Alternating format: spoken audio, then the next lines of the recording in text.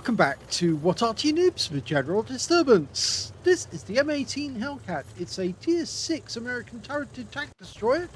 It's located on the north spawn of Pilsen, and this one is under the command of Darkjester72 of the SCAV clan. And he's got the improved rammer, the binoculars, and a camo net.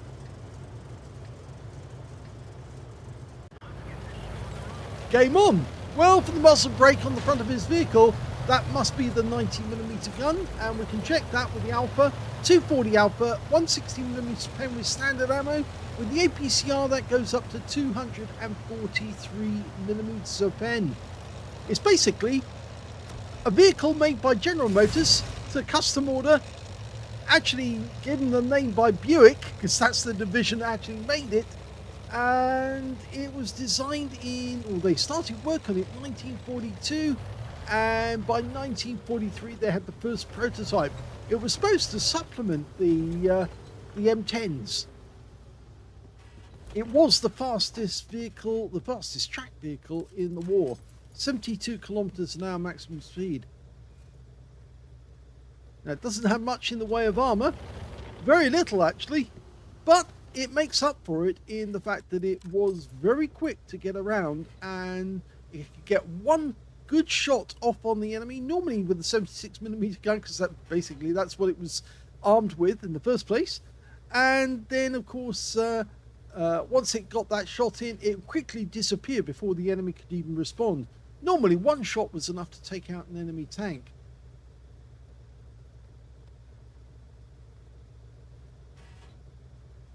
Now they actually built 2,507 of these, and quite a few have still survived the war, and you can actually get hold of them if they come on sale.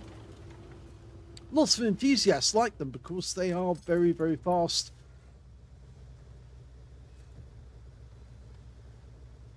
It appears there's an event going on in the north at the moment. It's probably that railway wagon. Yes, I can hear it. There goes the train.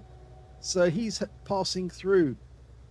Now the engine is a Wright Continental R975, which of course is the aircraft engine that was turned on its side and turned into a 9-cylinder radial capable of generating 400 horsepower. But it was actually on a tray, so that you could actually slide the engine out if you disconnected it from the transmission. Just slide it out the rear and do work on it in the field, so you wouldn't have to go back to the motor pool to actually fix it. That was one of the chief benefits of this vehicle. It was very adaptable. Now the 90mm gun is a fake gun, as you know, because of course they never fitted a 90mm in the field. They did do a test on one tank.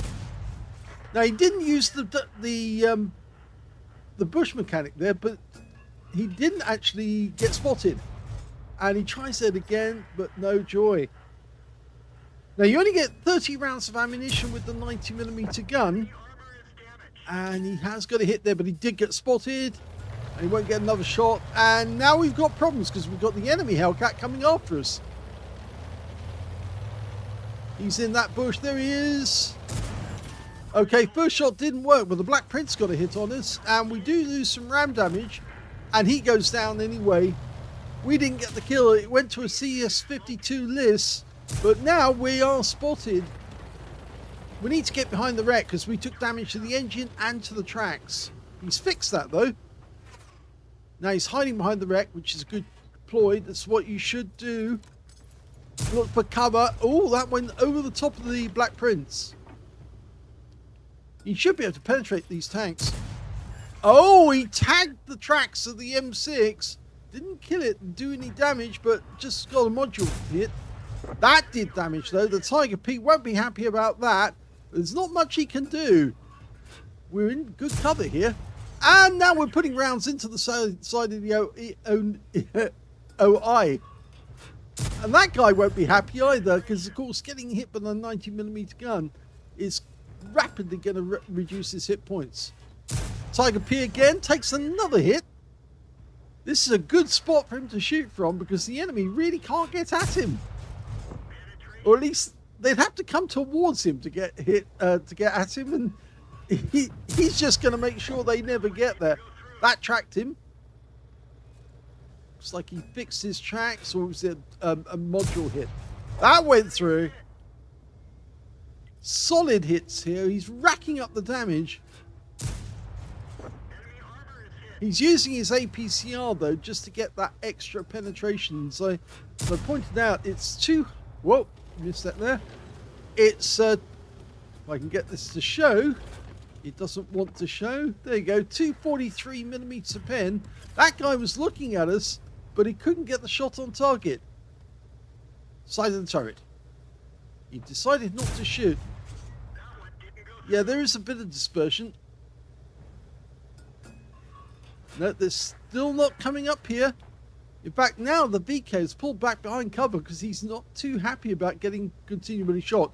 Trying to hit his cupola, though, at this range, probably not the best idea. And in fact, he's actually out from behind that wreck, which is not to his advantage. Yeah, he's decided to pull back just a little. So use the wreck to his... That's what you're supposed to do. Just use the wreck for cover. Peek over the top of the engine deck. Now he can't hit you. He's looking to try and get the cupola, but I go for the M6 the moment the M6 comes out from around that corner. There you go. Oh. That VK is very reluctant to come any further forward. He's looking for a shot on the Tiger 1. Yes! Right through the front of the vehicle. Of course, 90mm is quite 2mm bigger than the 88s. But look what he's doing to that guy. Next one will be a kill shot. Unfortunately, he ducks into cover just before we can get the last round in. Oh, he's spotted. And in fact, he was being fired on by that guy on the corner. The Tiger P came around the corner. Now, obviously, we do have to use... That's it. A bit of judgment to get it right. Yes, he got the Tiger P. So that's his first kill of the game. Can he make that two?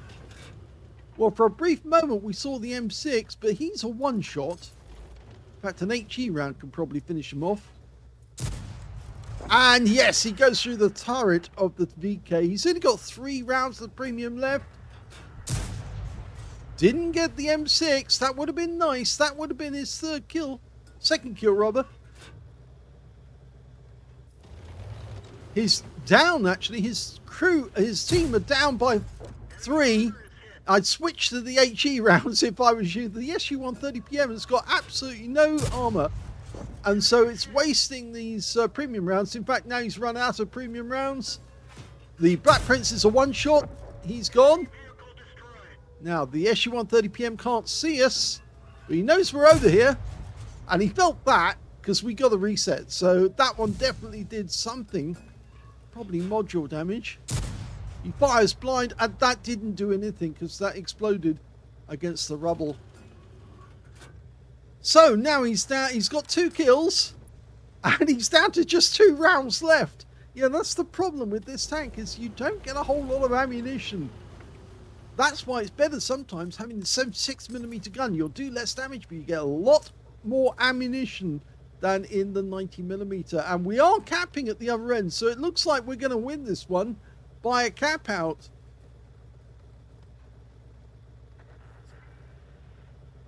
Here we go. Oh, they got a reset. Somebody got a reset. But I think we've got this one in the bag. We've got 2 rounds left. We can make use of that if we can spot that SU-130PM. Is he trying to creep up on us? If he is, we'll probably take advantage of that. No, he's not. And we've capped out to win. So it's a win. Game over. Well, that was a very nice win there for Darkjester72 of the SCAV clan in the Hellcat. It was an ace tanker. Yes, he racked up a huge amount of damage, plonking at the enemy. He got a fire for effect for doing more damage than hit points to his own vehicle. Bruiser medal for getting at least 5 critical hits. And he did so much damage, he got a high caliber out of that game. And 9,476 on the win 8, which is super Unicum standard. And quite a bit more. Let's have a look at team score.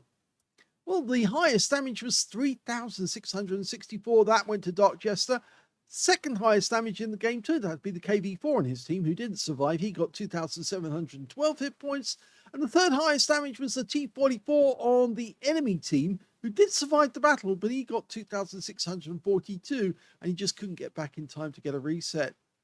When it came to kills, we can see top scorers, well, a lot of tanks got 2 kills each, and Darkjester was one of them, so therefore he's got the top, but he shares it with the SU-130PM on his own team, the T-29, who actually picked up an invader medal, so he was one of the captors at the other end, and the FB304 in his team. In fact, he was one of only 4 tanks left alive at the end of the game. In fact, you can see it was 4 tanks left alive on the enemy team. And their T-44, their Tiger 1, their SU-130PM all got 2 kills each. And when it came to base XP, yeah, he got that one as well. So technically, he's got the top in all 3 columns. He got 1,515 base, the only player to get over 1,000 base.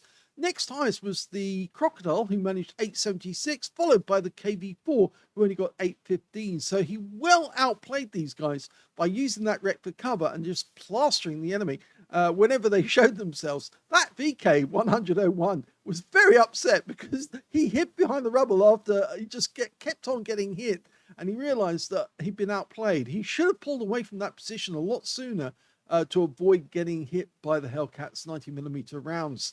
But anyway, let's have a look at detail. 28 shots fired, so he only had 2 rounds left. They're both HE. 21 direct hits on the enemy, 16 penetrations, 3,664 hit points of damage, of which 3,581 were at more than 300 meters. So you can see a lot of damage at long range, and the close shots were on the enemy Hellcat, who came up at him and then provided him with a lovely wreck to hide behind for the rest of the game. 3 hits received, 2 penetrations, 1 non-penetration, and he spotted 1 enemy vehicle. I think that was the Hellcat. 8 enemy vehicles damaged, 2 were killed, 567 hit points of damage assistance, and he got 20 defense points when he reset the SU-130PM and the Black Prince as they went through the cap area. On a premium count, he actually made a profit on this game. Would you believe it? 37,440 credits profit. And that's because he got a 55,000 credit mission completion bonus in the game. I said, would you believe it? Because he did fire a lot of premium ammo, and that did cost him. But getting that bonus actually made him profitable for the entire game. 11,364 experience points as well, including a mission completion bonus of 9,092. So very good game. 3K in a tier 8 game. Yes, he was in a battle where there were tier 8s in there who were 2 tiers above him, and he was still besting them. SU-130PM should have come looking for him, really, by all accounts. I mean, I think he may have gone south to try and get a cap reset rather than come looking for him. But the fact is that he was a tier 8 with a very big alpha, 520 alpha. He should have come looking for the Hellcat and tried to wipe him out. And then by then he would have protected his team if they were going to cap. But I'm afraid he made the wrong choice, and as a consequence, Darkjester managed to take advantage of the enemy team. Hope you enjoyed that replay. If you did, please give this video a like, and thank you for watching.